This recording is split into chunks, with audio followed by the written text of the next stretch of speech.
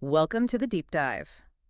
Today we're looking at something pretty cool in language called syntactic restructuring. Yeah, it's about how certain verbs can sort of, well, bend the usual rules of sentence structure. Bend the rules, I like that.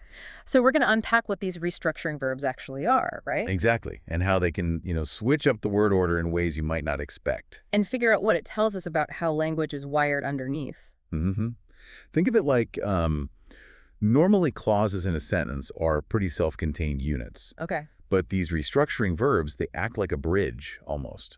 They let bits from one clause interact more closely with another. A bridge. Okay, so how does that play out? Like what changes in the actual sentence we hear or read? Does word order get messy? It can, yeah. In a standard sentence with multiple parts, words tend to stay in their own neighborhood, so to speak. Right. But with restructuring, you might see a word pop up much earlier, like it's crossed that bridge. It's as if the normal clause boundaries are a bit more porous. Okay, interesting. Porous boundaries. Now, something called clitic climbing came up. First off, what's a clitic? Clitics. They're like little grammatical elements, often pronouns that don't like to stand alone. They sort of glom onto other words. Like a mincium. Exactly like that. And in restructuring sentences, these little guys can sometimes detach from their original verb Uh-huh. and sort of climb up the sentence structure to attach to the main restructuring verb instead. You climb. Like a little syntactic monkey. Uh, yeah, something like that. Swinging from one verb phrase to another higher up. Okay, I can picture that. The source material also mentioned clause union. Does that mean these verbs actually fuse clauses together? It's not quite a total fusion, but more like they make the clauses act much more like a single unit for certain grammatical processes. So not merged, but maybe roommates who share a lot. That's a good way to put it. The distinct clauses are still sort of there, but the relationship is much, much tighter. Things can pass between them more easily. So are those dividing lines, those boundaries we talked about, are they still clearly there or not? The linguistic evidence points towards them being weaker, less rigid. Not gone, perhaps, but definitely more permeable. That's what allows that climbing and other effects. Got it.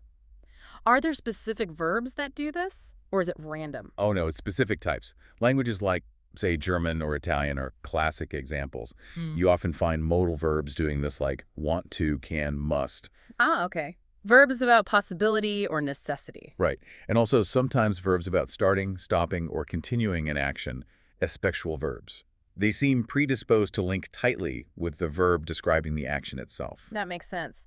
So if you have one of these verbs, how does it affect the other verb, especially if it's an infinitive, like to go or to see? Well, the infinitive often behaves differently. It might slot in right next to the restructuring verb, maybe without the little words like to that you might expect, depending on the language. Like it's being pulled in closer. Exactly. It suggests a more direct syntactic connection than usual. And this isn't just a theory, right? Linguists have actual evidence for this restructuring stuff happening. Oh, absolutely. You look for patterns. Where can words move? Can pronouns from the lower clause behave like they belong to the upper clause? These specific grammatical tests, they act like fingerprints. Fingerprints, okay. We're getting technical now. There was also mention of functional projections. Can you give us the quick version of what those are? Right. So in linguistic theory, functional projections are like the invisible scaffolding of a sentence. They represent abstract things like tense or agreement or mood. The underlying structure. And the idea is that restructuring might involve these clauses sharing some of that scaffolding, or maybe having a simplified structure, which allows for the surface effects, like word order changes. A shared blueprint, maybe. Okay, last thing then. How is this different from something like, I decided to leave? Isn't decided influencing to leave? Good question. That's typically called control. In I decided to leave, decide determines who is leaving. It's still I. That's control. Restructuring is seen as structurally tighter. It's not just about determining the subject. It allows that closer integration, that permeability we talked about, which enables things like clitic climbing that you just don't get in a standard control sentence. Okay, so the big picture is special verbs, flexible structures, word order shifts, clitic climbing, and kind of fuzzy boundaries between clauses. You've got it. It really shows that sentence structure isn't always rigid blocks stacked together.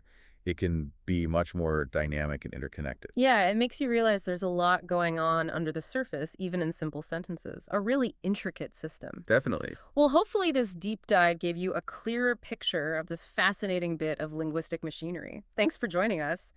Maybe think about this next time you hear a sentence. How fixed are those internal structures, really? What subtle connections might be hiding in plain sight?